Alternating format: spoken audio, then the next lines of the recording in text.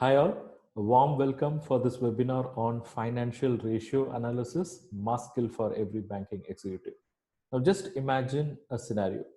Your customer, bank's customer, who is into a business is approaching the bank for a loan. Let's say for working capital or term loan. Now, how does the bank take a decision to give loan to that customer? By doing or by carrying out a process called credit analysis.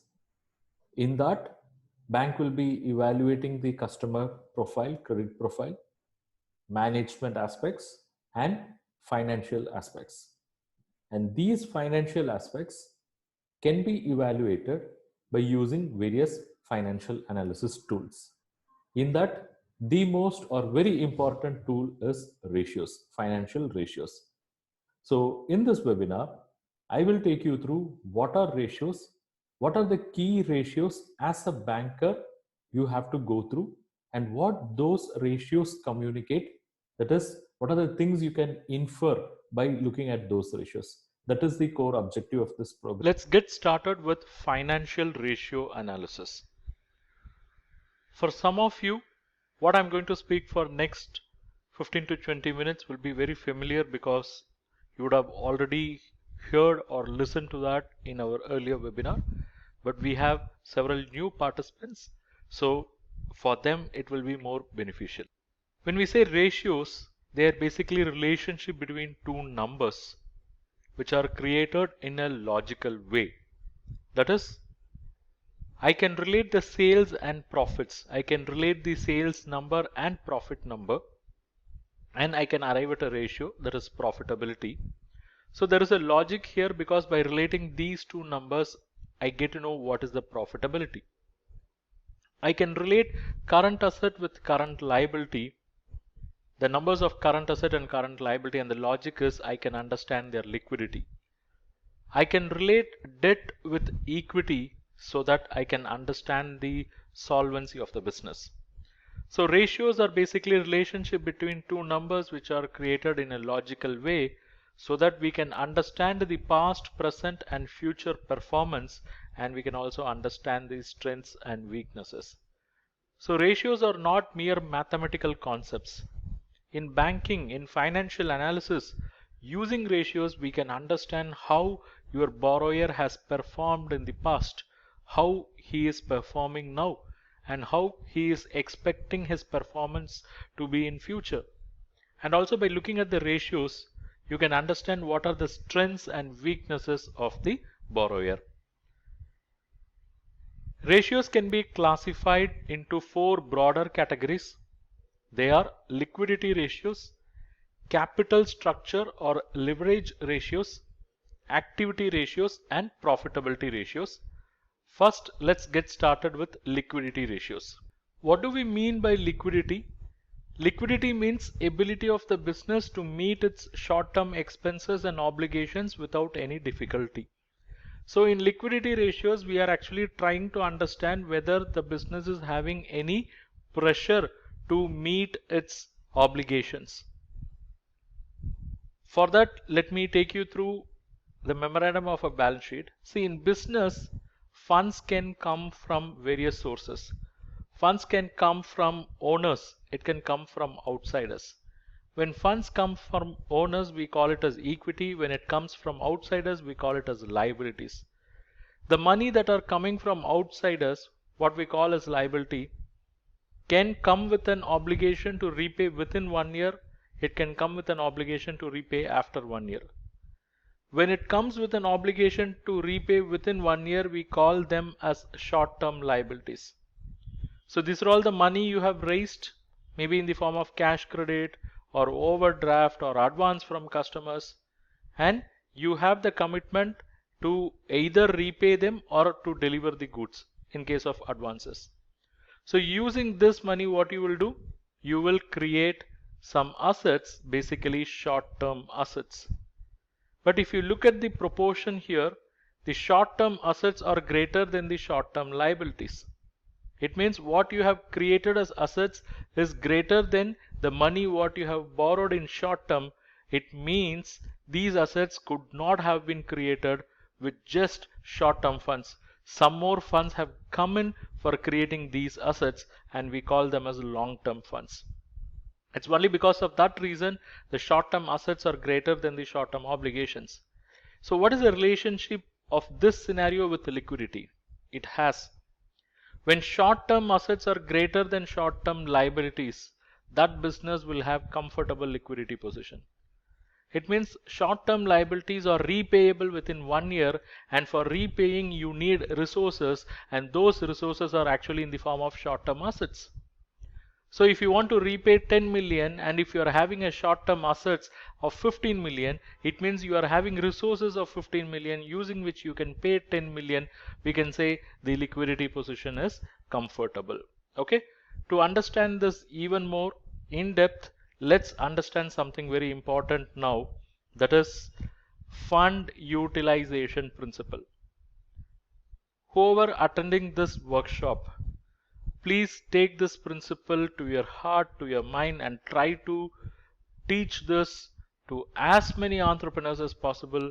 Educate the entrepreneurs, whether you be a banking executive, a credit officer, or a relationship manager, or a chartered accountant, or cost accountant, or finance manager.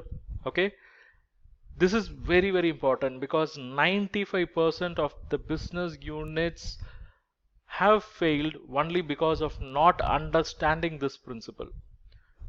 Only 5% of the business units are failing or becoming NPA or becoming sick company because of technology, because of marketing, sales, quality, HR, legal issues. Remaining 95% of the businesses, they fail because of one single reason, that is they have not understood how to utilize their funds. Let me take you through. I said funds can come from owners and outsiders. And when funds come from outsiders with a commitment to repay within 1 year, we call them as short-term liabilities. And using those short-term liabilities, short-term assets can be created. But short-term assets is greater than short-term liabilities. It means automatically it gives rise to the understanding that a portion of short-term assets is funded by long-term funds. And what we can infer, the remaining long-term funds are being utilized for creating long-term asset. So in this way, we can break any balance sheet into these four compartments. But what's even more important is how these funds are going to be utilized. Short-term liabilities can be used for creating short-term assets. Good. Long-term funds, that is basically the composition of long-term liabilities and equity, can be used for creating long-term assets. Good. Long-term funds can also be used for creating short-term assets. That's ideal, because that's going to give the much needed liquidity comfort for the business. Whereas there is one thing which should never ever happen in any business. Never ever divert short-term funds for long-term purpose. Never ever divert short-term funds for long-term purpose. Because whoever have given money for short-term period, they are going to ask that money, they are going to ask you to repay that money in that short-term period. And if you are not going to meet that commitment, repay that in short-term period, then that becomes the beginning of end of your business, because they will go for all the legal recourses available. Just imagine the short-term money was given by a banker in the form of a cash credit or overdraft, and it has become due for payment. He is demanding the payment, and when you look back, you don't have short-term resources because you have used that money in creating some land or building or plant and machinery. So it's sitting in the form of a long-term asset. So how long they will wait? If a banker, if with bank, if the loan amount has become overdue, they'll wait for maximum 90 days. Then they'll declare the account as non-performing asset and they go for recovery measures, right? So that's why I say that becomes the beginning of end of a business. So never ever divert short-term funds for long-term purpose. For you, the key takeaway from this webinar is going to be this fund utilization principle, because this is like a life savior. It means business units which are aware of this fund utilization principle, they will act with financial discipline. Business units which are not aware of this, they land in serious trouble. By the time they realize that they have committed this mistake, they'll not even be in existence. That's the kind of consequence it can have. So if you have understood the message that is conveyed, please, I request you to take an oath now. The oath is you have to teach this to others. Please teach this to entrepreneurs you know. Please teach this to your friends who are entrepreneurs. If you are working in a bank, please teach this to your customers who are entrepreneurs. Please teach this to your friends. Okay, by teaching this, you are actually saving several thousands of families. How? Because this mistake is committed by business entities, and there are several people who are working in that, their lives also get questioned. So by teaching this to entrepreneurs, you are saving their business as well as their dependents. So please type I will teach. Please type I will teach, or simply type IWT. With this understanding, let's understand, or let's move on to the first ratio, that is current ratio. I'll take you through three scenarios, but before that, let's look at the formula part. So how do we calculate current ratio? Current ratio is calculated as current asset divided by current liability. Current asset in the numerator, current liability in the denominator. What are current assets? These are all the assets which can be converted into cash within a period of 1 year. What are current liabilities? These are all the liabilities which have to be settled within a period of 1 year. Obligations got to be settled. And this is how scenarios should be for every business. That is, current assets should be greater than current liabilities. Let me take you through those three scenarios. Look at this. Scenario 1. Here you see current asset as 600. Let's say 600 million. Current liabilities as 300 million. So from this, what we can infer is this business has an obligation of 300 million to be settled within a period of 1 year, and for that they have corresponding resource, current asset of 600 million. It means they are having a comfort of remaining 300, so I call that as net working capital. So how I derive this net working capital? It is very simple. Current asset minus current liability gave me net working capital, and these net working capital are nothing but the long-term funds. So what we can infer is this long-term fund of 300 and short-term fund of 300 is used for creating short-term asset of 600. So that's one way of looking at it. The other way is within 1 year this business has to settle 300. For that they have resources of 600. It means they still have comfortable margin of 300. And now if I calculate current ratio, which is current asset by current liability, 600 by 300, I get the ratio as 2:1. It means for every 1 rupee obligation there are resources of 2 rupees. I repeat, for every 1 rupee obligation there are resources of 2 rupees, and that's why I say liquidity is comfortable here. Whereas in scenario 2, current assets are 300 and current liability is also 300, and if I calculate net working capital, which is current asset minus current liability, it's nothing. It means this entire current assets was created by current liability only. So there is no long-term fund contribution for creating this current asset. And if I calculate current ratio 300 by 300, I get it as 1:1. 1:1. It means for every 1 rupee of obligation, I have resources of 1 rupee.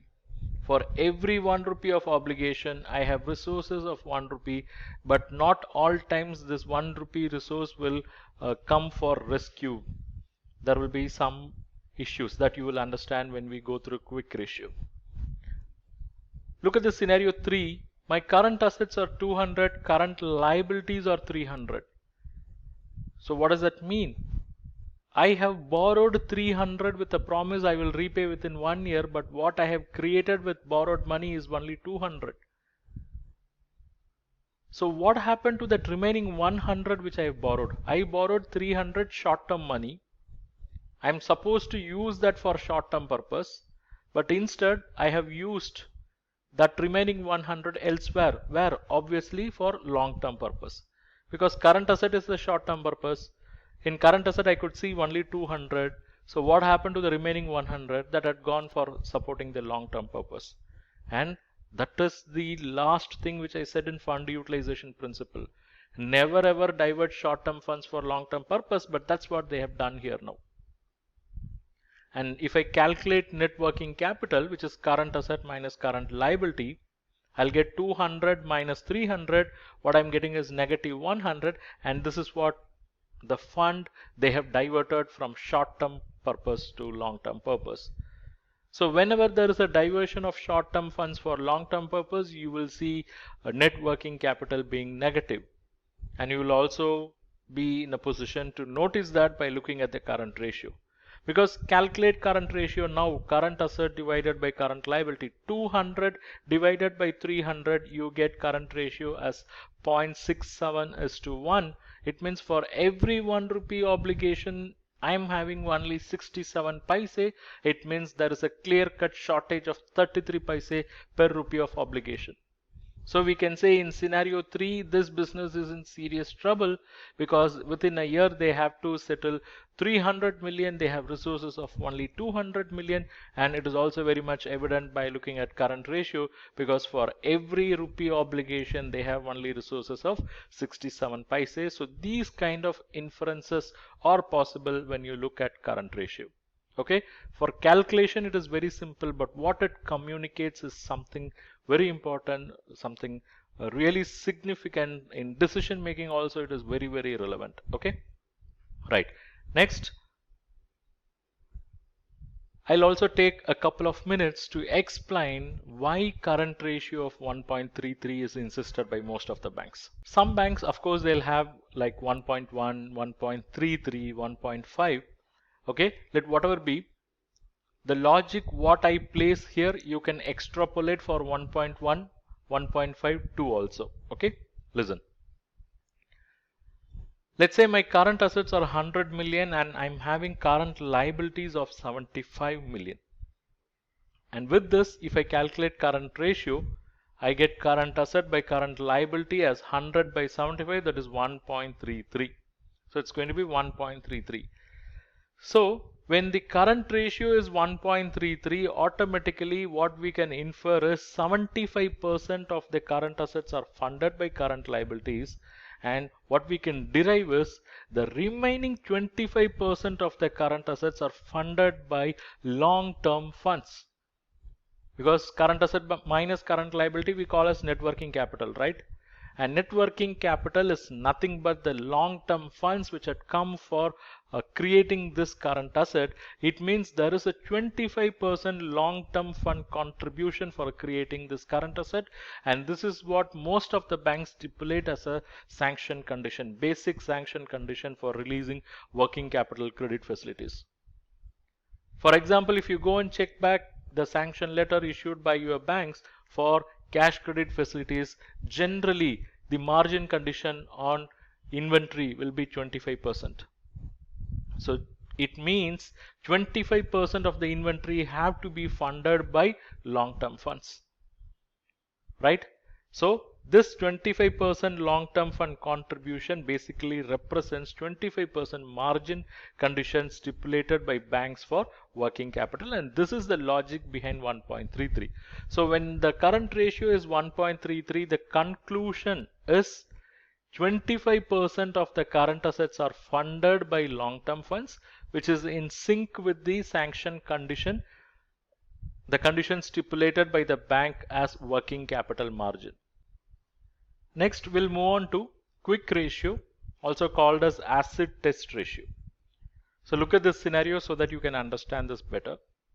Current liabilities are cash credit 100, sundry creditors 200, whereas current assets are cash and bank of 100, stock of 100, and receivables of 100. Okay, so the total both sides is 300. So this is exactly our scenario 2 in current ratio discussion. This is what our scenario 2, and I said it might look like an ideal scenario, but this is not an ideal scenario. Okay, now why this is not an ideal scenario, even though the short-term funds are exactly used for short-term assets? This is not an ideal scenario because some of the current assets, say the stock, this stock will not be available when you need cash immediately, because you have to convert the stock into, let's say the stock is in the form of raw material, then you have to convert that as finished goods, then you have to identify a buyer, then if he insists on credit, again it will take its own time. Okay, so for that reason this stock is not immediately available. So what is our total current assets now? It's not 300, it is 200. So we call this as quick assets. Current assets was 300, but what is available at a faster pace or quickly is only 200. Now let's compare. And before that, let me put that in a form of a graph. That is, here this blue bar is my obligation current liability. My resources or current assets, it looks like matching, but this orange bar will not come for rescue, because of that what is immediately available is only to this extent. Only quick assets are immediately available. Even though I have lot of current assets, what is immediately available for me to settle my current liability is only quick asset. So there is a gap. That's why we calculate the quick ratio, or say the acid test ratio. So here we know current assets are 300, but quick assets are only 200, and we have to compare that with the current liability. So quick assets by current liability will give us the quick ratio. In some balance sheets on the asset side, you will also have item called prepaid expenses. Okay, this is already paid for, so it is not going to fetch you any cash within a period of 1 year, but it is actually helping you to reduce the payments within a period of 1 year. So from current assets, as we have removed stock, we should also remove prepaid expenses. That will give us quick assets. And if that is divided by current liability, you get the quick ratio. In this case, current asset by current liability, 300 by 300 gave us a current ratio of 1:1. But if you want to know the real face of it, you have to take quick assets divided by current liability, 200 by 300, you get only 0.67:1. So for every 1 rupee of obligation, the quick assets that are available is only 67 paise. For every 1 rupee obligation, quick assets that are available is only 67 paise. So how a quick ratio should be, or how a liquidity position of a business should be. Look at this. This blue bar is your obligation. If you have 300 as your obligation, your current asset should not be exactly equal to 300. It should be greater than 300. Okay, roughly let me say it should be like 350. Actually, it should be greater than 350, because there is a kind of benchmark ratio for current ratio, right? The benchmark ratio is, I mean, theoretically it is 2:1, and what is widely accepted is 1.33. Okay, and here I have used the number 350, but you just focus on one understanding, that is current asset should be greater than current liability. But our focus is on preferable liquidity position. Current assets should be greater than current liability, but quick assets should be at least equal to current liability. Okay, that's the message we should take now. Current assets should be greater than current liability in such a way that current ratio is 1.33 or 1.5 or 2:1, but quick asset should be at least equal to current liability. It means quick ratio should be at least 1:1. Only then that business will have real liquidity comfort. What is the point in having a current ratio of 2:1 when all the current assets are in the form of stock? It will not fetch, it will not give any money when you are in urgency. Okay, that's why we say quick ratio should be at least 1:1. Let's now move on to the next important ratio, that is debt equity ratio, or we also call it as TOL by TNW, total outside liabilities by tangible net worth. Let's get started. Here also I'm going to use a balance sheet, and on the left hand side I've just mentioned as liabilities, but it is equity and liabilities. Okay, now listen. This business has raised 100 million from shareholders. From bank it has raised 100 million, debentures 100 million, and from sundry creditors 200 million. It means Totally, this business has raised 500 million. Now let us not look at the asset side because our focus is on the debt equity, that is outside liabilities and equity. So what we have to do now is we have to compare the debt with equity. So what is equity? Equity is basically the owner's money, which is 100 million, and debt in this case, that is outsiders' money, bank loan, debentures, sundry creditors, all three put together is debt 400 million. And we have to relate these two so that we can calculate debt equity ratio. Let's do that. Debt is 400 million, equity is 100 million, and debt equity ratio is debt by equity 400 by 100, and we get the value as 4. But I'm going to express that as 4:1. I'll take you through 3 scenarios once again here so that we can understand it better. Scenario 1, we have already calculated outside liabilities is 400 and owner's contribution equity is 100, and debt equity is 400 by 100, and we get it as 4, and I'm expressing it as 4:1. It means for every 1 rupee contributed by the owner, this business has borrowed 4 rupees. I repeat, for every 1 rupee contributed by the owner, this business has borrowed 4 rupees. That is, if this business is raising 5 rupees, of which outsiders are contributing, look, outsiders share, outsiders are contributing 4 out of 5, that is 80%, and owners are contributing 1 out of 5, that is 20%. They are contributing only 20%, and remaining 80% have come from have come from outsiders. And I see this as a highly risky proposition because this business has too much of outsiders funds, and none of the funds would have come free. All funds raised in the business will have cost, whether it is raised from the owners or from outsiders. If it is raised from the bank, they are going to expect interest. They are going to expect repayment. If it is raised from the supplier, he will load that cost in his product. So this 80% is actually attracting more fixed cost for this business. And if for some or the other reason, if the sales of the business is going to come down because of the market volatility or fluctuation or a recessionary condition like what we are facing or going through now, this business will be in serious trouble because its sales graph will be coming down, whereas fixed cost will remain fixed. So after some point of time, this business will start reporting losses because fixed cost is same fixed, but sales are coming down, sales are going south. Okay, that's why I see this as a highly risky scenario. But let's look at scenario 2. I'm going to take the same total funds of 500, but I'm just changing the proposition. I'm just changing the proportion.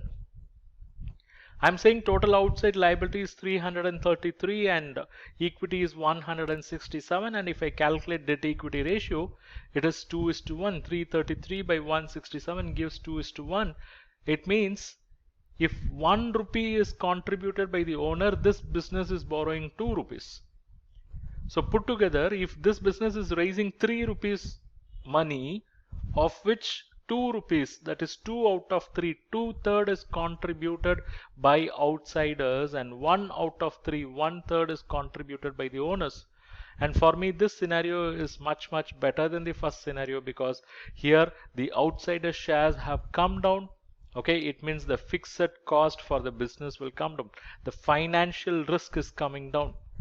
And owners are contributing more. In scenario 1, owners contributed only 20%, but here owners are contributing 33%. When owners will contribute more? Only when they have more confidence in their business. I'll take you through scenario 3, where total outside liabilities is 250 and equity is also 250, so it's equal, and if I calculate the debt equity ratio, 250 by 250, I get it as 1:1. So if this business is raising 2 rupees, of which 1 rupee is coming from outsiders and 1 rupee is coming from owners. So this is the best because the financial risk is also lesser here. Okay, and owner's share is more, it means they understand the business, that's why they are investing more. They see this as a promising business, that's why they are investing more, so that they can have more returns out of that. Whereas outsider share also has come down drastically, so fixed cost will also be lesser.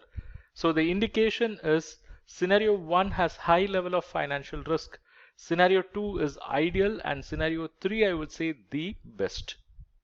The debt equity ratio what we have calculated now is very simple, but in reality there will be some more complications attached to it, because it's possible that what we see as owner's money may not be available, it could have gone out of business, and what we see as owner's money may not be actual owner's money also. Let me give you a scenario so that you can understand it better. So this is one sample balance sheet I'm using. Look, there are shareholder funds 200, bank loan 100, debentures 50, sundry creditors 150, so total is 500. And on the asset side you have current assets 250, fixed assets 150, investment in subsidiary 50, goodwill 50, so total is 500. Now with this balance sheet, let's first calculate our debt equity in the normal way like what we did earlier. So what we have to do, we have to find out what are shareholders funds, and in this case it is pretty straightforward, 200. Then we have to compare that with the debt, which is outside liability, so bank loan of 100, debentures of 50, and sundry creditors of 150. And what is the total? Total outside liabilities is 300. So debt equity we can calculate debt divided by equity, or total outside liability by net worth. Okay, 300 by 200 will give us debt equity ratio as 1.5:1.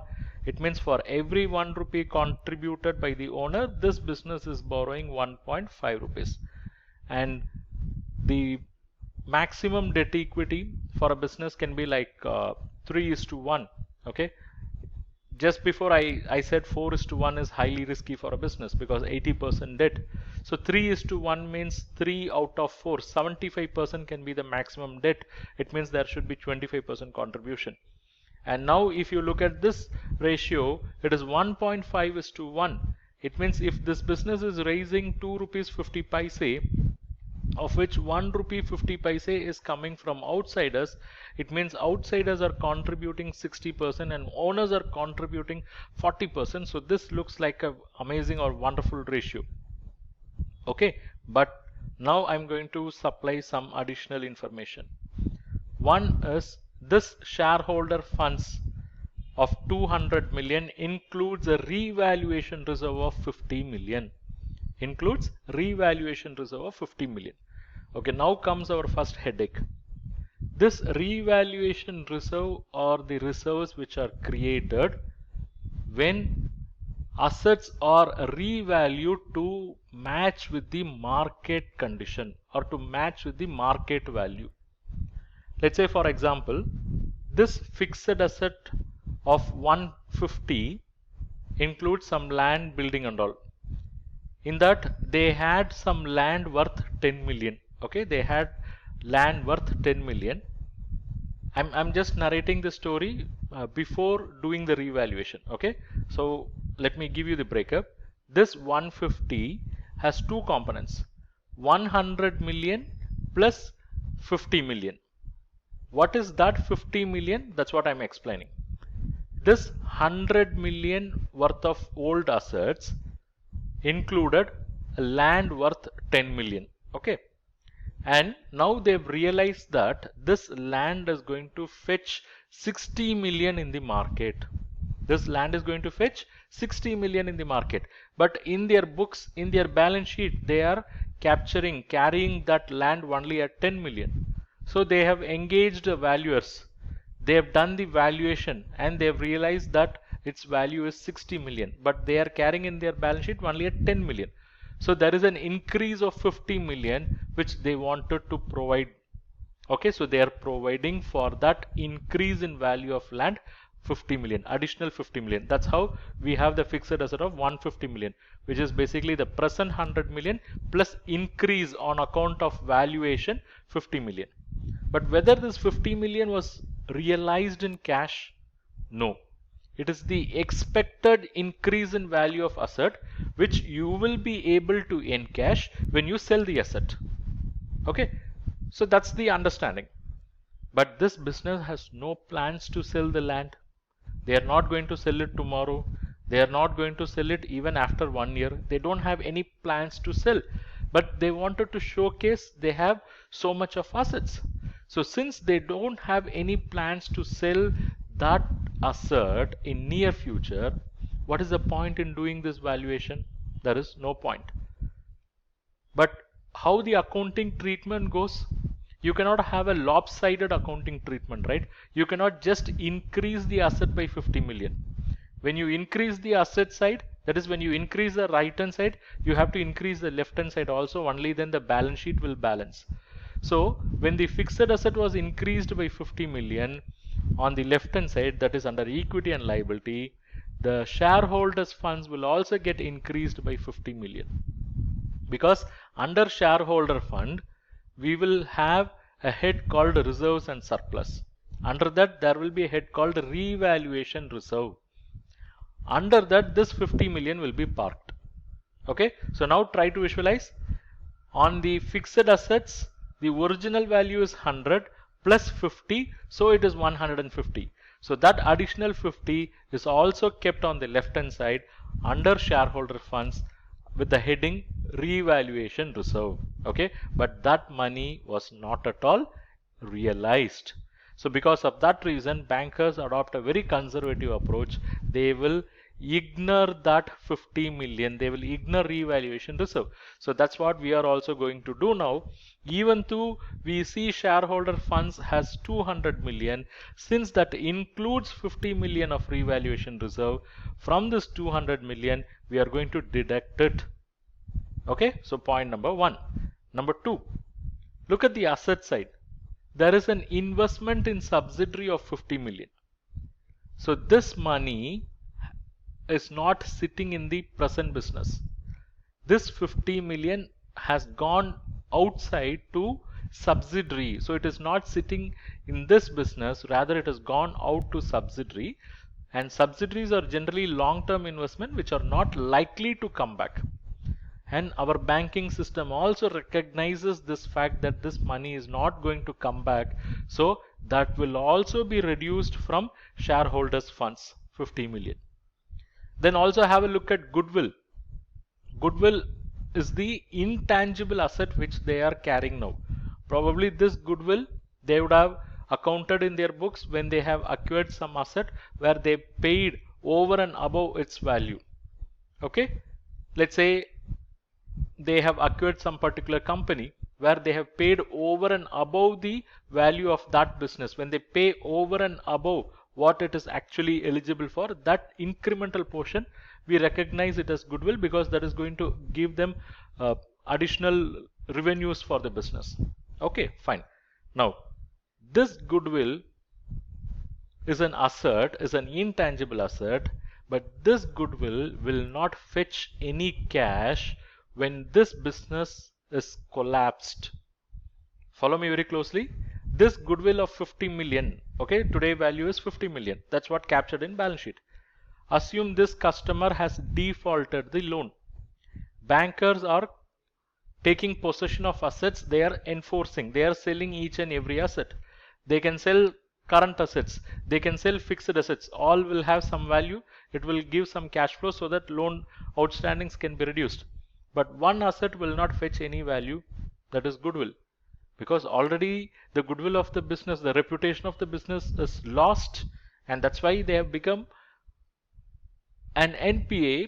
Okay, that's why that business is in NPA condition, and that's why bank is enforcing the assets. Okay, so the goodwill, which is an intangible asset, will not fetch any value at the time of realization.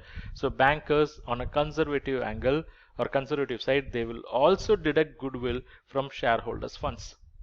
So originally the shareholder funds what we have is 200 million, but of that we are deducting three items. So now what we have is adjusted shareholders funds. We call it as adjusted tangible net worth. And in this case, it is only 50 million. We started with 200, but it has come down to 50 million. And please note, I'm using adjusted tangible net worth. We started with net worth, right?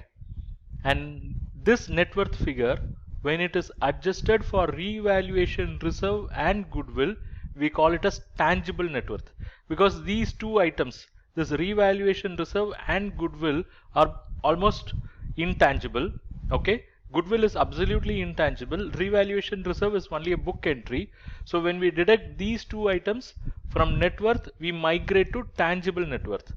And when we deduct this investment in subsidiary, we get adjusted tangible net worth. And some banks, they also deduct when investments are made in associate concern, and even if some long-term loans are given to subsidiary concerns or associate concerns or sister concerns, even that will be deducted by conservative bankers.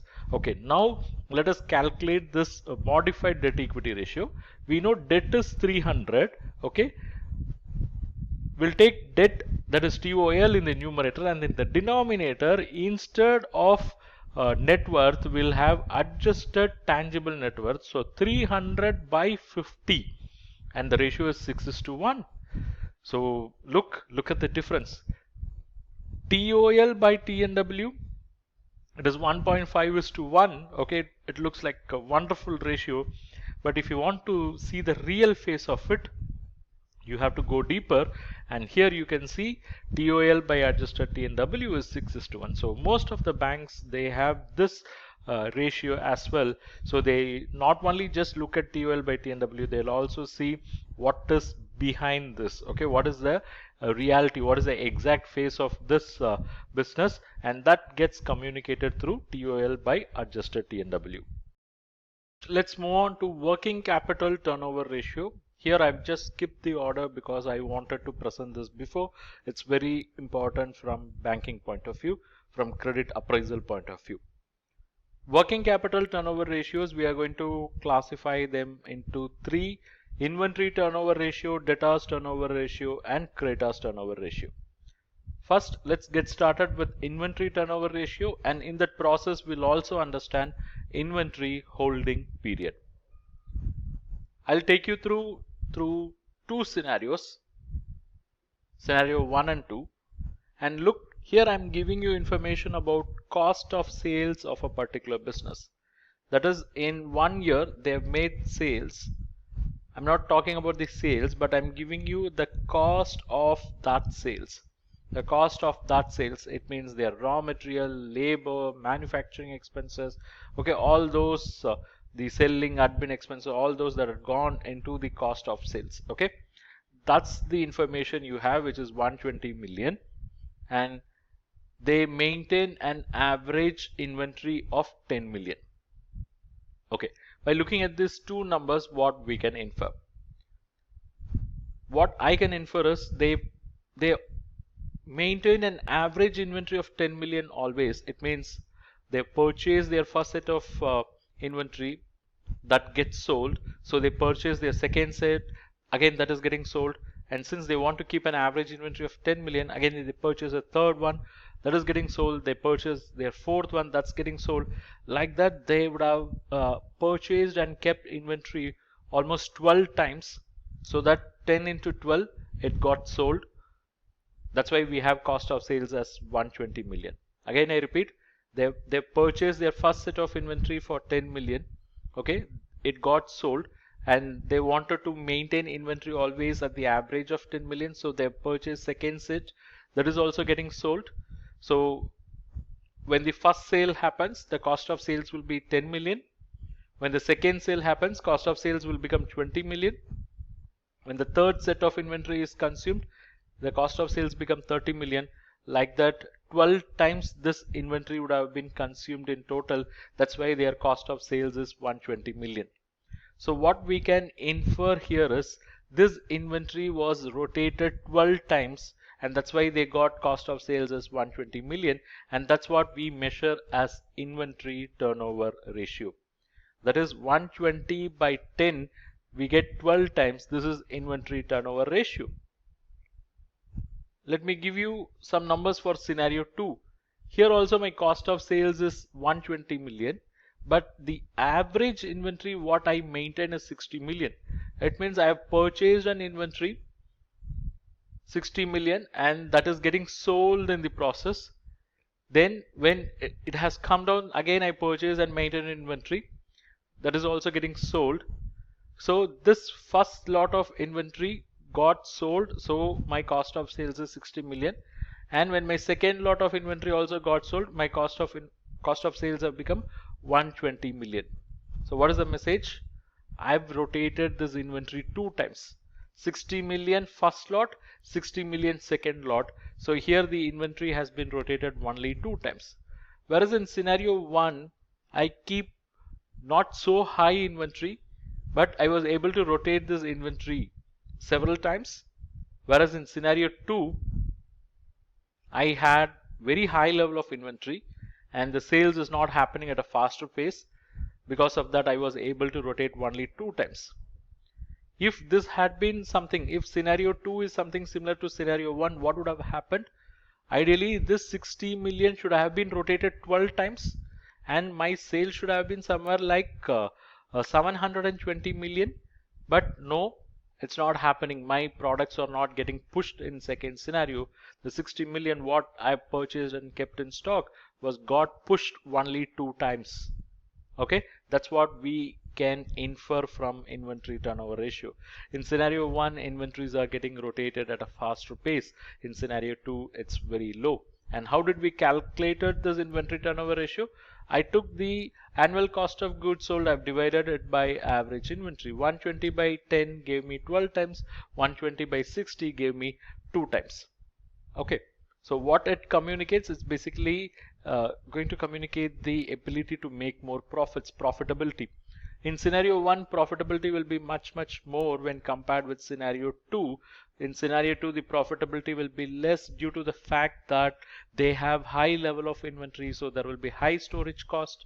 They have high level of inventory. It's possible some of the items in the inventory could become unusable, could get damaged, and as a result there will be loss which will impact the profits. And I have 60 million high value inventory. My money is getting locked there, so in order to run my business I have to arrange alternate money to that amount, and it will not come free, it will come with a cost, and that will have impact on the profit.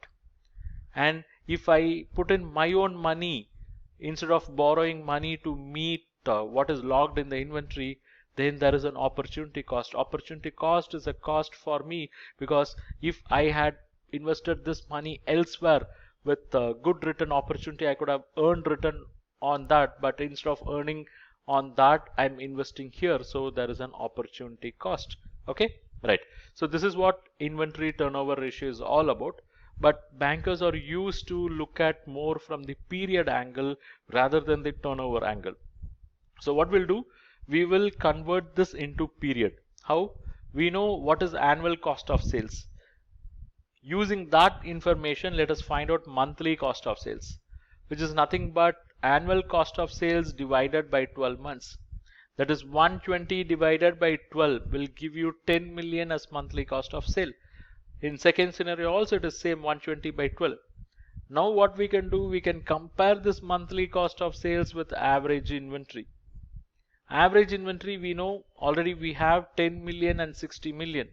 Now let us relate these two, monthly cost of sales and average inventory.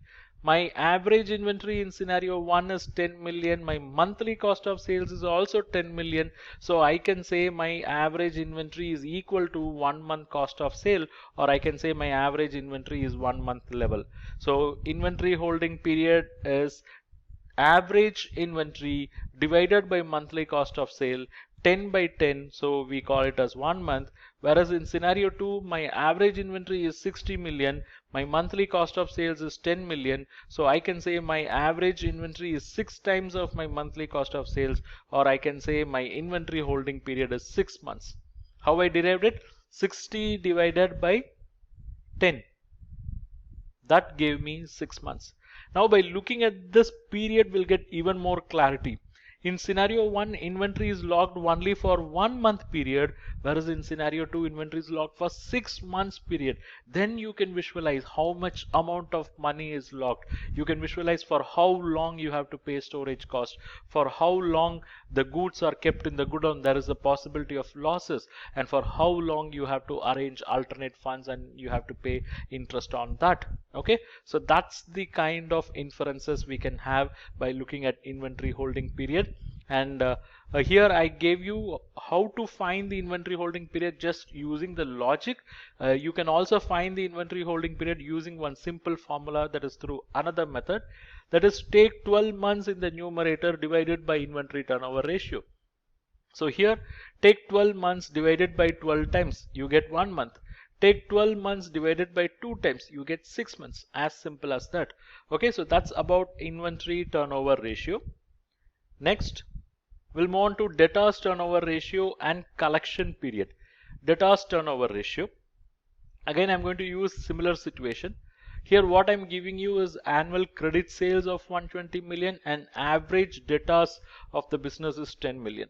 So what that means, annual credit sales means these are all the sales where I have made the sale, but the cash is not collected immediately. The customers are given some time. Average debtors means these are all the customers who are yet to pay me. So my annual sale, one full year sale is 120 million, and at any point of time I have 10 million worth of customers who are yet to make payment. Now if I look at it, what I can infer is my annual credit sales are much better, because I mean when I compare it with the debtors, because out of 120 million already 110 million has been realized, and I can also express in times, that is my credit sales or certain number of times of debtors. So 120 by 10 gives me debtors turnover, that is my annual credit sales of or 12 times of my debtors. Okay, so 12 times of debtors, or I can also put it like this, 12:1. That is, if I'm having a debtor of 1 rupee, it means this is the scenario when I have sales of 12 rupees. So out of 12 rupees, only 1 rupee is still pending. Okay, that's a good sign. Or I can say debtor service 12 times. My sales are 12 times of debtors. That's a good sign. But look at this scenario 2. My annual credit sales are 120. My average debtors are 30 million. It means out of 120, I have recovered only 90 million. Still 30 million is pending. And if I calculate the number of times, that is 120 by 30, what I get is 4 times. What I get is 4 times. So what is the understanding here? My sales are only 4 times of debtors. It means my debtors figures are bigger. Okay, and if I express it as 4:1, which we don't do, but still for understanding I'm saying, if I express it as 4:1, for every 4 rupees of sales I have 1 rupee of debtor. Whereas in scenario 1, for every 12 rupees of sales I have 1 rupee of debtor. Okay, that's it's more comfortable, right? Out of 12, only 1 is debtor, whereas here out of 4, 1 is debtor. It means nearly 25% of the sales are yet to be realized, right? Whereas here out of 12, only 1 rupee is debtor. Only a small portion of sales is yet to be realized. So that's what we understand. So by looking at this debtors turnover ratio, you will get to understand at what pace you are collecting money from the customer. When 12 is the sale and 1 is the debtor, it means you have collected the money at a faster pace. Whereas when 4 is the sale and 1 is the debtor, it means you are collecting money at a much slower pace. And how did we calculate this debtors turnover ratio here? We took annual credit sales, we divided it by average debtors, as simple as that.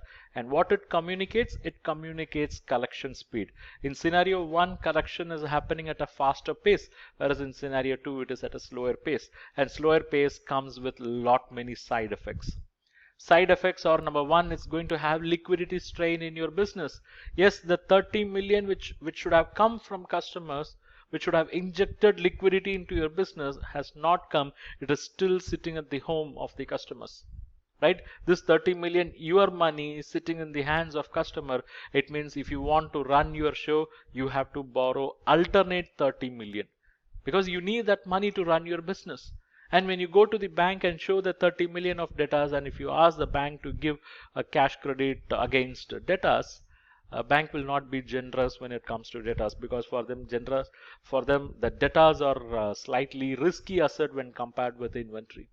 Because inventories, in case of a default, bank can take the possession of inventory, sell them, get the money back to a certain extent. But that's not the case with the debtors. If it is a bill, then yes, they have some kind of a recourse. But if it's a debtor, bank will always be little finicky. Okay, they will say, okay, you have 30 million worth of debtor, we'll give you 60%. Okay, if it is inventory, bank will say we'll give you 75% of 30. But if it is debtor, we'll give you only 60% because we do not know whether those customers will pay or not. Number one reason. Number two, this debtor figure is a figure which includes profit also. Why, as a banker, we should fund your profit? Okay, so because of these two reasons, what the bank will do, they generally stipulate a higher margin on debtor. It means if you give 30 million debtor as security to the bank, and if you ask for a loan, bank will give maximum 60% of it, maybe 18 million. It means you still have to manage another 12 million. And this 18 million will also come with a slightly higher cost because of inherent risk. So your finance cost will be higher. And it is also possible that some customers may not pay. Look, when the debtors turnover ratio is 4 times, it means a good amount of debtors are yet to make the payment. And it could also be because of the reason they are not in a position to make the payment. So there are possible bad debt losses. Even 1 or 2 bad debt losses will wash away the profits of the business. Okay, so there could be bad debt losses. And if you are putting your own money to tide over this fund locked, then you are also being deprived of some return on that, which you could have otherwise earned by investing elsewhere. So there is an opportunity cost. Okay, so that's what debtors turnover ratio communicates. And bankers, as already I said, under inventory turnover ratio, they'll be looking more in terms of period. So let's convert this debtors turnover ratio into period. So already we know annual credit sale. Let's divide it by 12 months so that we get monthly credit sale. 120 by 12, 10 million, 10 million. We'll compare that with average debtors of 10 million and 30 million. Now you look, average debtors is 10 million, monthly credit sales is also 10 million. So you can say that your debtors are equal to 1 month sale, or you can say your debtors collection period is 1 month. How I derived this? I took average debtors, I divided by monthly credit sale. 10 by 10, it is 1 month. In scenario 2, my average debtors are 30 million and my monthly credit sales are 10 million. It means my debtors are 3 times of my sales. My debtors are 3 times of my sales. So 30 by 10, it's 3 months. Okay, so by looking at this period, you get to understand that your debtors collection period of 1 month is much better than 3 months, because within 1 month you are getting your money, but in the second case you are deprived of your money for 3 months and you have to manage all the liquidity strain, finance cost, bad debt losses, opportunity cost, all those. Okay, so this is what we can infer from debtors collection period. In the same way, we can also look at creditors turnover ratio and payment period. Let me run all this, then I'll explain just the key points. Okay, yeah. Look at this, you have annual credit purchases and compare that with average creditors. So you have creditors turnover. Here the creditors turnover of 12 times and you compare that with 4 times. So what you can infer? Inference is your creditors are settled at very faster pace, whereas here the settlement is happening at a slower pace. So when you will make slow payment to creditors? When you have liquidity strain. So the lower creditors turnover ratio indicates your business is having liquidity strain. And when you don't pay your creditors on time, it is possible they levy penalty. So there will be increase in credit cost, which will have impact on profits. Then that can also cause the profits of the business to come down. Okay. So these kind of inferences are possible by looking at creditors turnover ratio and creditors payment period. And here, if you look at the creditors payment period, which is calculated in the same way like how we did inventory holding period and receivables collection period. It is 1 month and 3 months, and 1 month settlement means you are settling at a faster pace. 3 months you are taking extra time, and this has to be compared with reference to what is the credit period given by the creditors. If the creditors are giving 3 months credit period, then we need not be worried with this 3 months period. But if the credit period given by creditors is only 1 month period, and if this business is taking 3 months, then there is actually 2 months overdue. That will result in other issues like potential future problems. Okay.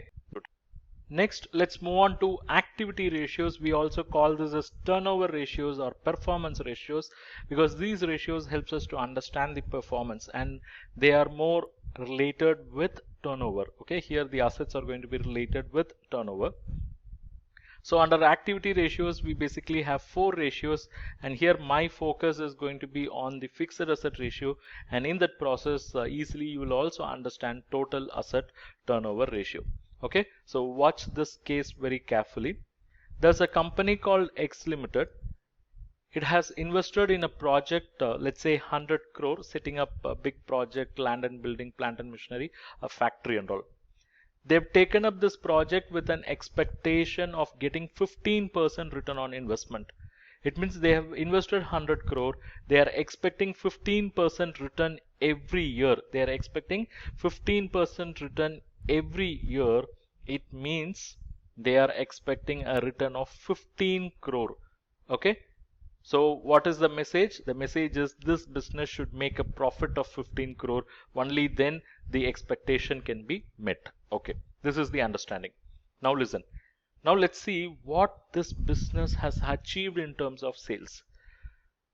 And you are also getting another important information, that is the profitability. This business has a profitability of 15%.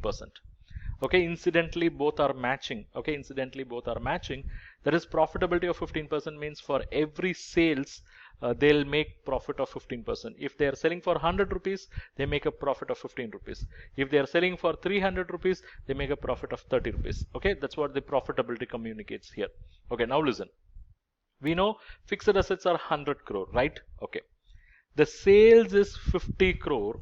The sales what they have achieved in a year is 50 crore, and we know profit margin, that is profitability, is 15%.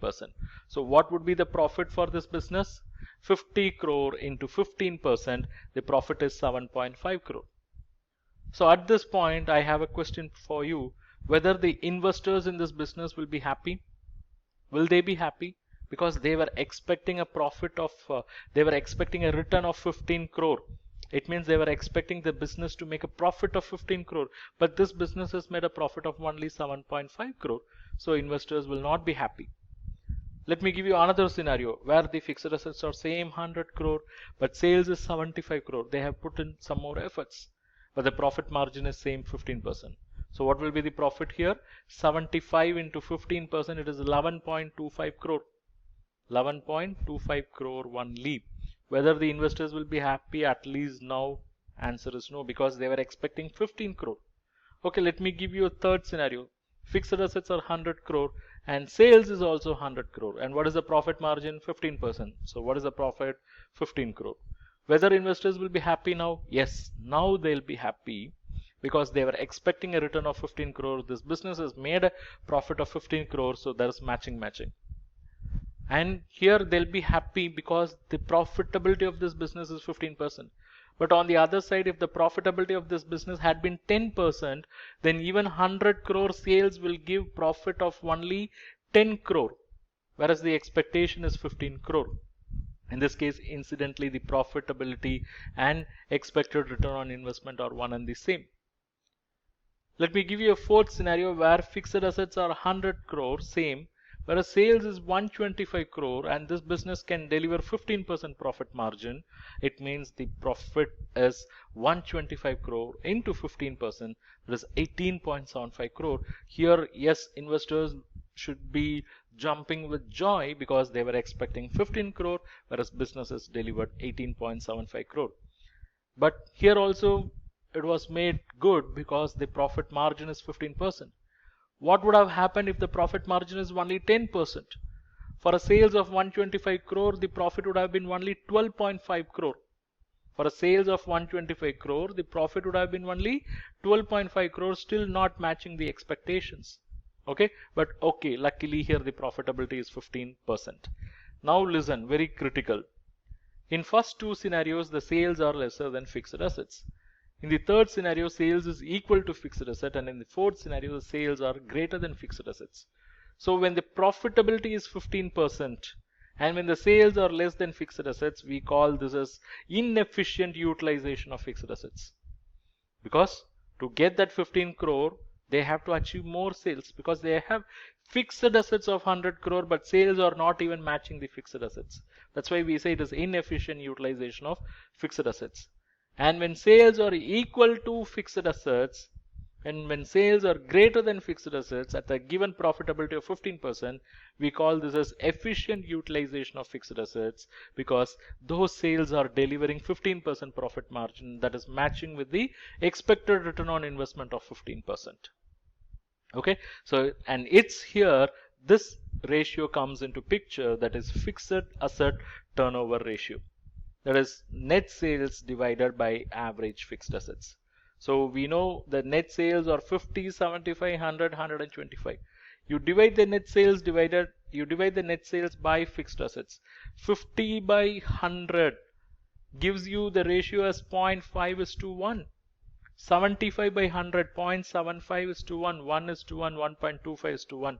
And what that communicates, for every 1 rupee fixed asset, they are making a sales of only 50 paise. So because of that only, it's not matching the expectation.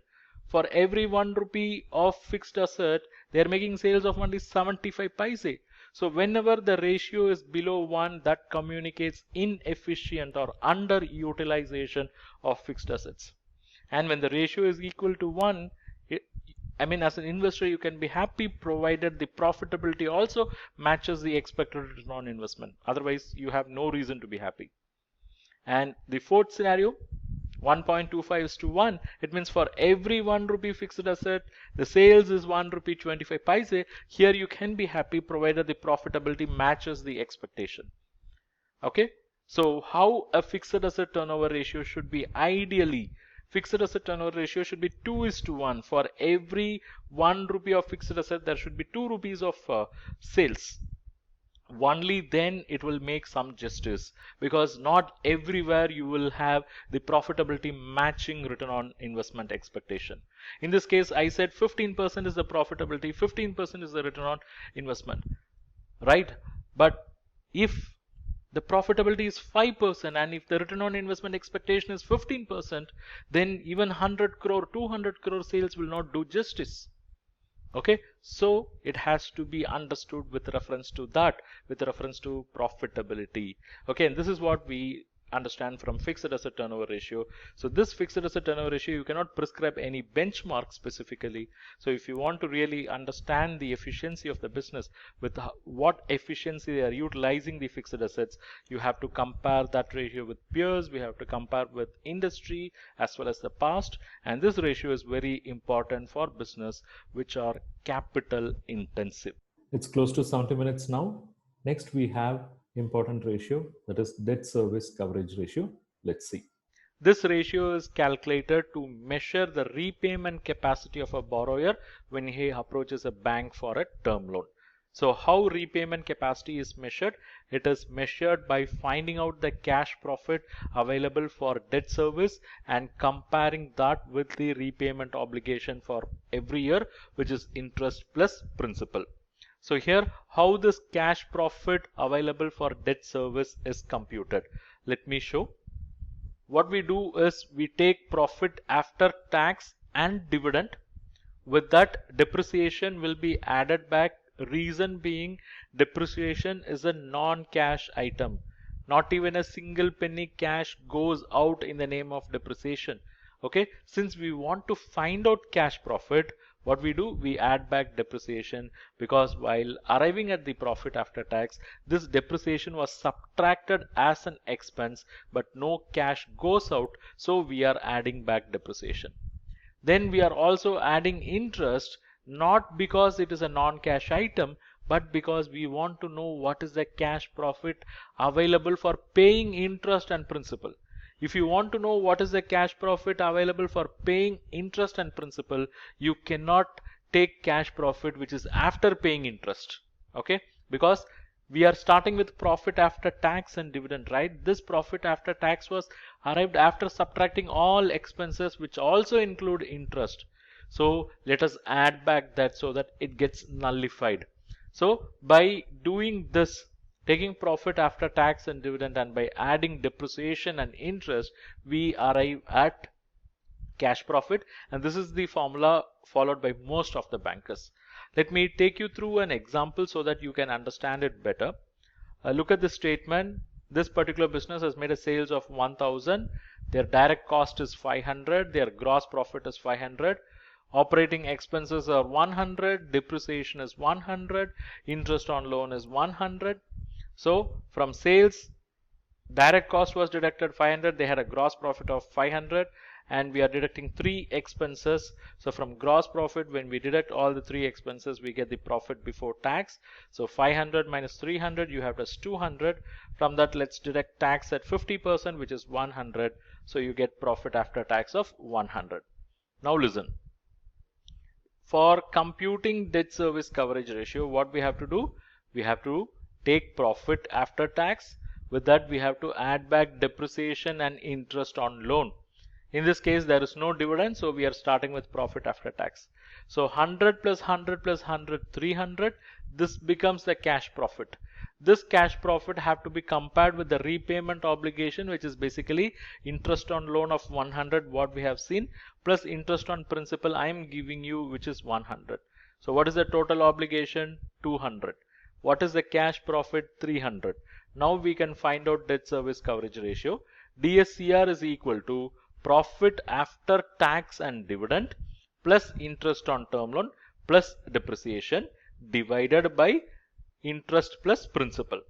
In this case, it is 300 divided by 200, and you get as 1.5 times. You get the value as what? 1.5 times. And what does that communicate? For every 1 rupee loan obligation, which is interest plus principal, this business is having a cash profit of 1 rupee 50 paise. So it looks good, right? Because for paying 1 rupee, they are having a cash profit of 1 rupee 50 paise. It means from 1 rupee 50 paise, 1 rupee can be paid off. Still 50 paise is available with that business. They can use that 50 paise for supporting their working capital requirements. Okay, right. Now I want to ask you a question. What is the minimum DSCR insisted by most of the banks?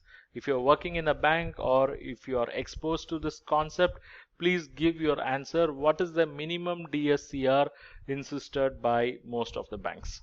Okay. 1.1 will be insisted by the banks who are ready to take risk. Okay, because 1.1 is a very small ratio. If they are okay with that, it means they are willing to take more risk. It means the side effect is the interest rate will be very high. 1.5 is accepted by most of the bankers, and 1.75 is insisted by public sector banks, okay, who are very conservative. They'll be insisting a DSCR of 1.75. Now let me take couple of minutes to explain the DSCR rationale, why some banks are insisting on 1.75 times, or say for that matter even 1.5 times. Why banks are insisting on DSCR of 1.5 or 1.75 and not just 1? Because if DSCR is 1 for paying loan obligation of 1, they are having resources of 1, why not banks stop with that? Why they are insisting on 1.5 or 1.75? Shall I explain? Okay, let me explain the rationale behind this minimum DSCR. Look at this. If DSCR is 1.75 is to 1, it means for every 1 rupee obligation there is a cash profit of 1 rupee 75 paise. So from 1 rupee 75 paise, 1 rupee can be paid, and what is left with the business is this 75 paise. This 75 paise is the profit after tax, after dividend, after paying interest, and after paying principal also. So it basically goes as retained profit, and this retained profit will go to a head called reserves and surplus in balance sheet under the head equity. And equity along with other long-term liabilities will become long-term funds, and that long-term funds can be used for supporting working capital margin. If this does not make sense for you, worry not. Look at this. Your statement of profit and loss only communicates what is profit. From that we calculate cash profit. Then we compare that with the obligation and we arrive at DSCR. And if DSCR is 1.75, it means out of 1.75, 1 can be paid, 0.75 can be retained in the business. And I told you that this retained profit will go to balance sheet under the head reserves and surplus. So now this reserves and surplus along with capital will be called as equity, and this equity along with the long-term liabilities will be called as long-term funds. These long-term funds can be considered or can be used for creating long-term assets. I repeat, these long-term liabilities can be used for creating long-term assets.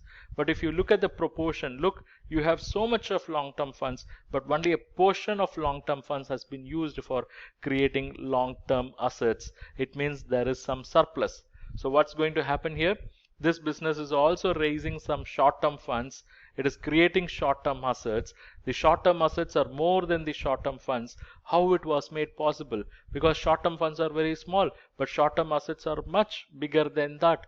It was made possible because the remaining surplus of long-term funds,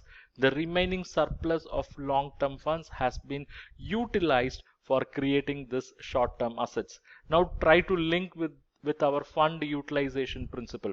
We said a portion of current asset should be funded by short-term funds and another portion should be funded by long-term funds. Because I said I marked it as ideal. Utilizing the long-term funds for creating short-term assets is ideal because that is going to relieve the business from liquidity pressure.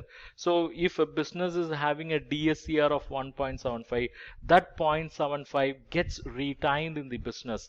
It gets retained. It becomes part of long-term funds. So that long-term funds, after being utilized for creating long-term assets, there will be some surplus. That surplus will in turn get utilized for short-term assets, and this is what we call as long-term funds used for creating short-term assets. Technically this is the net working capital. Okay, so it is not that mere profit along with capital, along with long-term liability, they all become put together long-term funds, and they are actually supporting short-term asset creation. So this is the logic. I hope you would have understood. Next, let us move on to profitability ratios. Profitability ratios can be calculated by relating the profit with sales, by relating the profits with investments. When profits are related with sales, we call them as general profitability ratio, and when profits are related with investments, we call them as overall profitability ratios, or it is also called as return on investment ratios. First, let's get started with general profitability ratio. Under that, we have gross profit ratio, operating ratio, operating profit ratio, expenses ratio, and net profit ratio. Even though we have several ratios, only selective ratios are used widely by bankers. First, I'll take you through gross profit ratios. Gross profit ratio is a ratio where gross profit is compared with sales. That is, from sales, if you deduct cost of goods sold, you will get gross profit, and that gross profit is compared with sales. Let's say sales is 100 million, cost of goods sold is 80 million. So 100 minus 80 gives you gross profit of 20 million. So now gross profit ratio we can calculate gross profit divided by net sales into 100. So it is 20 divided by 100 into 100. So it is basically 20%. This is how we calculate gross profit ratio. Next comes operating ratio. Operating ratio is a ratio where we will compare the operating cost, not the operating profit, operating cost with net sales. Operating cost is nothing but cost of goods sold. Already we have seen in gross profit ratio, right? Cost of goods sold plus other operating expenses. So how we are calculating this? Operating ratio is equal to operating cost divided by net sales into 100. Let me give you an example. Let's say sales is 100 million and there are some sales written also, and you have information about raw material being consumed 60 million, manufacturing expenses 10 million, admin expenses 5 million. So with this information you have to calculate operating ratio. How do we do it? We have to take operating cost. Operating cost is nothing but cost of goods sold. Okay, so operating cost divided by net sales into 100 will give us the operating ratio, whereas operating cost is nothing but cost of goods sold, in which case it is 60 plus 10, 70 million, and 5 admin expenses. That comes under other operating expenses. So if you add these two, that is cost of goods sold and other operating expenses, you get to know what is your operating cost. It is 75 million. Now compare that with net sales. Net sales is nothing but sales minus sales written. 100 minus 10, so your net sales is 90, and operating ratio is 75 divided by 90 into 100, so it is 83%. It means they have operating cost as 83%. Next, let's move on to operating profit ratio. In operating profit ratio, we will be comparing the operating profit with net sales. Operating profit is nothing but net sales minus operating cost. Already we have seen how to compute operating cost. Okay, net sales minus operating cost gives us operating profit. Let's say net sales is 100 million and operating cost is 80 million. Then automatically the difference between these two gives the operating profit. In this case it is 20 million. So operating profit ratio is nothing but operating profit by net sales into 100, that is 20 divided by 100 into 100, so it is 20%. That's about operating profit ratio. Next we have expenses ratios.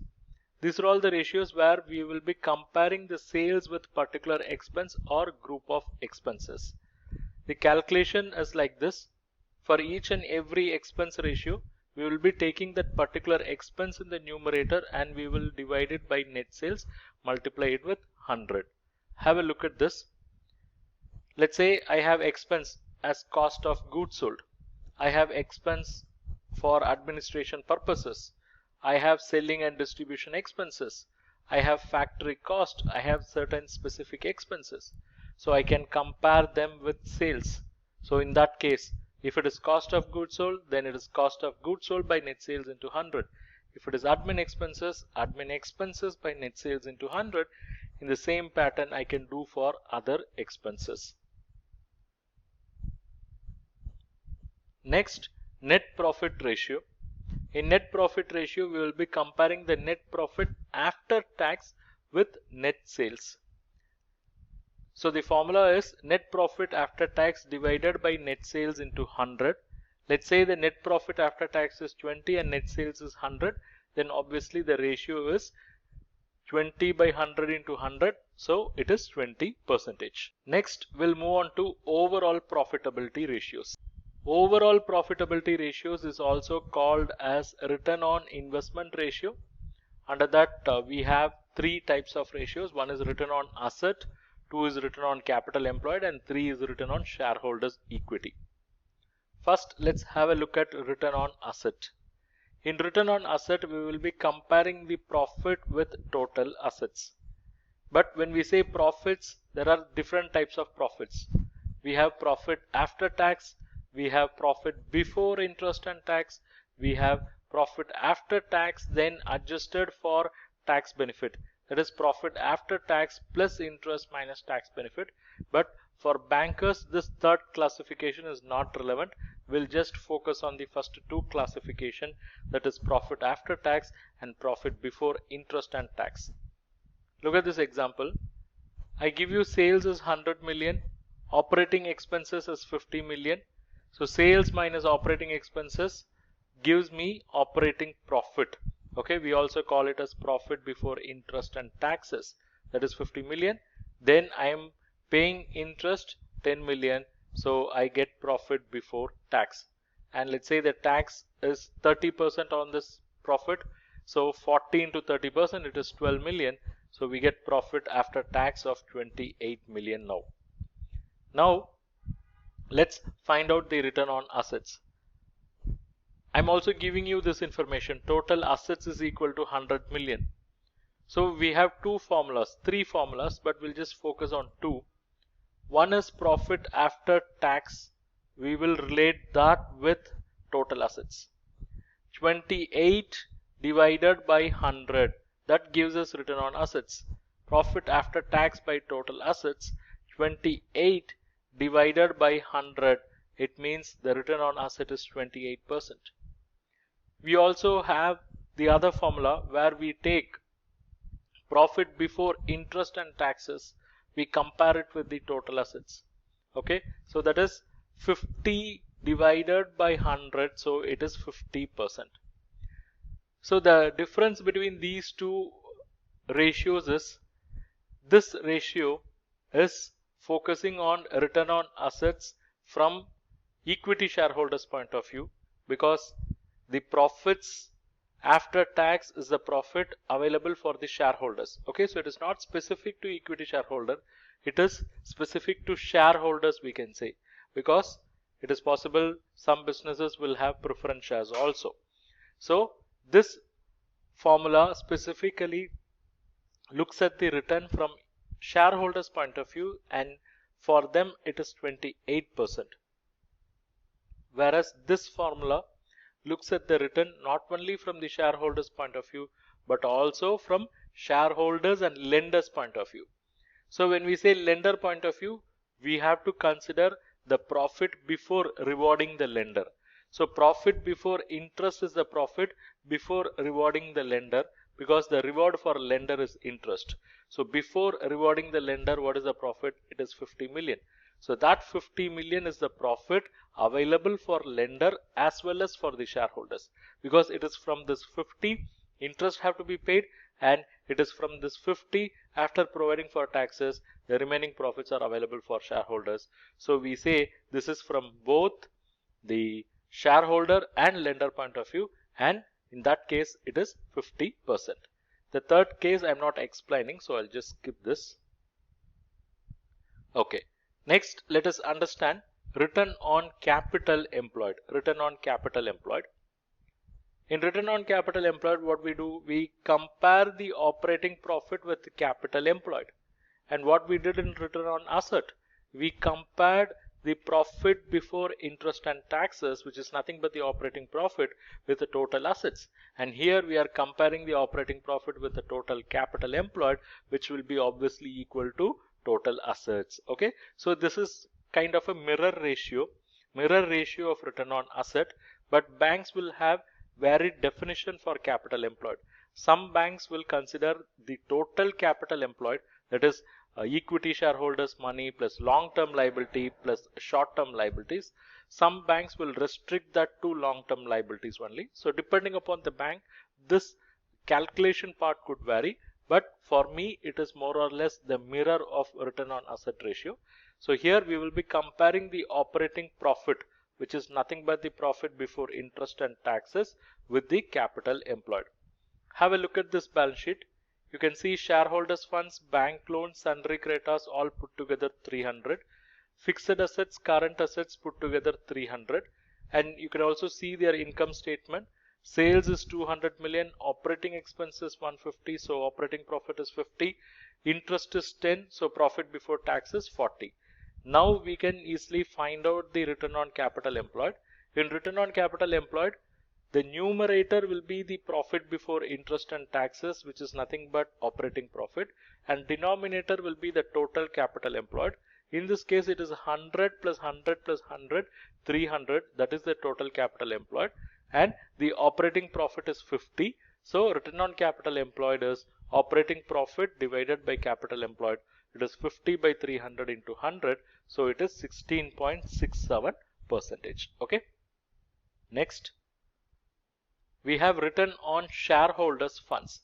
The return on shareholder funds is basically calculated by comparing the profit after tax with shareholders funds. Okay, so the profit after providing for taxes, that is compared with shareholders funds. So the formula is profit after tax divided by shareholder funds into 100. Okay, then if we go even beyond this, it will go deeper into various ratios from shareholders point of view, but here I want to stop the ratios at this juncture because the focus is more on say the performance, efficiency, the liquidity and solvency. The other set of ratios that are relevant for the shareholders are not relevant for us at this point of time. You have spent more than 70 minutes now. If you feel you have learned something useful, something valuable in this session, if you feel that you have derived value, I request you to type IDV. IDV stands for I am deriving value. This 70 plus minutes plus fund utilization principle will sure go a long way in strengthening your knowledge base in financial analysis. And one more thing, can I have your permission to introduce the courses I have published for bankers? Because I am into online teaching space for more than 5 years now.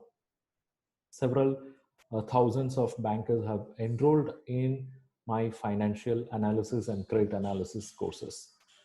Can I have your permission? If yes, please type permitted. Please type permitted or simply type yes. I'll take that as approval and I'll introduce the courses which I have published for bankers. So if you feel you have learned good things today and if you want to continue a journey, if you want to take your learning to the next level, you can make use of this as an opportunity.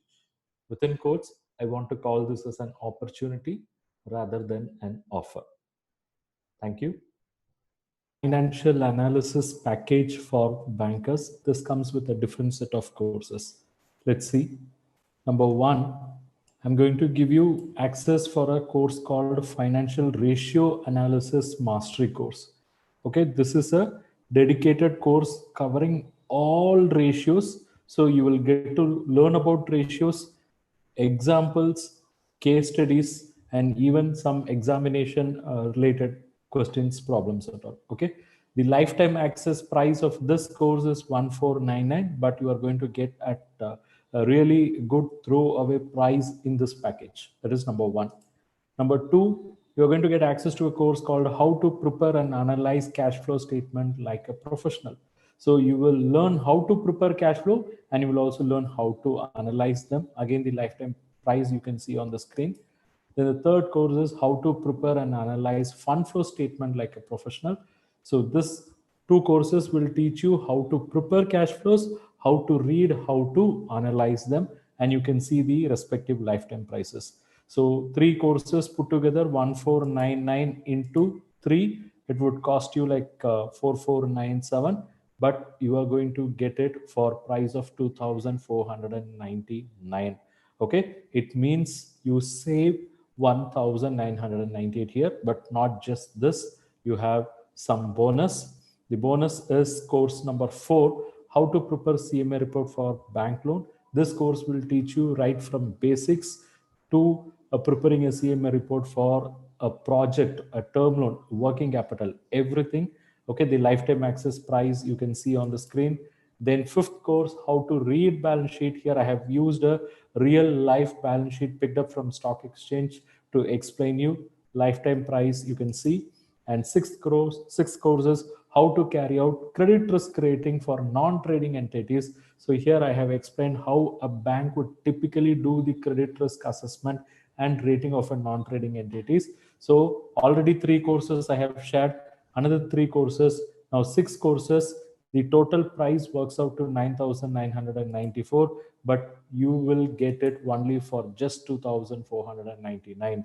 It means you save how much? More than 7,000 rupees. Not yet over. Bonus continues. That is, this is course number 7, how to carry out financial analysis as a banker. So here you will learn again the cash flows, fund flows, the ratios, but analytically from banker's point of view. Okay, so this is exclusively from banker's point of view, whereas the first 3 courses which I introduced, the ratios, cash flows, fund flows, will teach you what are they, will teach you how to prepare, will also teach you analyze. But this course is specifically wearing the hat of a banker, and you can see the lifetime price. Okay, then how to carry out term loan appraisal and assessment as a banker. By taking this course, you will learn entire term loan assessment appraisal process. And ninth course, learn banking credit analysis through case studies. Okay, so this is something new. This course is only full of case studies. If you want to see the practical aspect of credit analysis, financial analysis through case studies, this course will help. So already 6 courses, now another 3, 6 plus 3, 9 courses. The aggregate price is close to 16,000 rupees, but you are going to get it only for 2,499. It means your savings is greater than 13,000. How many courses we have seen so far?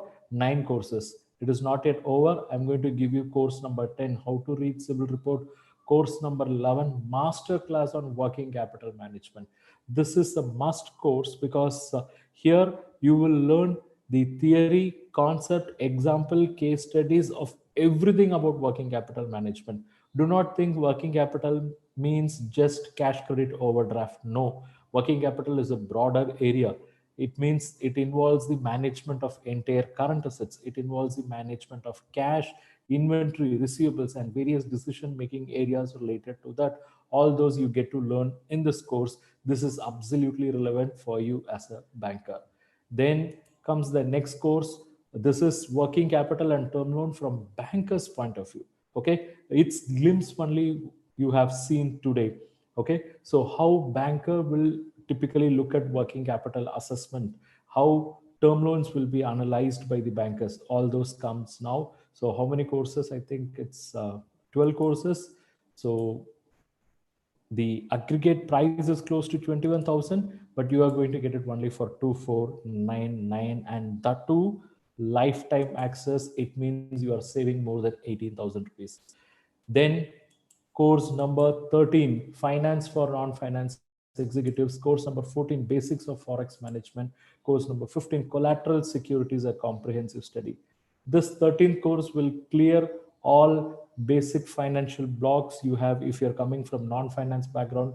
Course number 14 will help you to have better conversation with the export customer, understand their requirements.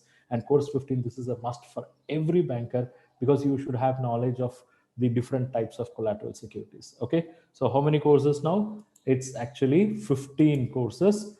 The aggregate price, see the aggregate price, how I have arrived. I've taken the lifetime access price of each and every courses, total them 25,985, but you are going to get it for 2,499. It means you are getting more than what, 90% discount. Okay, so you are actually saving more than 23,000 rupees. So this is what I'm going to offer in this package, 15 courses. But not just 15 courses, I'm also going to give you some more free educational resources. You will get free resources, basically the free crash course on certified credit professional, then free crash course on JIB, CAIB. Then you will be getting various ebooks. Let's say the ebook on financial ratios, cash flows, DSCR, current ratio, debt equity ratio, fund flow statement, and also a career guidance material. This is basically the professional courses which bankers can pursue while working in a bank. So it's basically 25 resources, of which 15 are comprehensive, in-depth online courses, pre-recorded courses, which comes with a lifetime access, and another 10 resources are in the form of ebooks and career guidance material. So you have spent more than 90 minutes now If you have derived value from our webinar, and if you feel that these courses will take you to the next level in your learning, then do enroll. I'm going to share the link with your permission. Just stay on.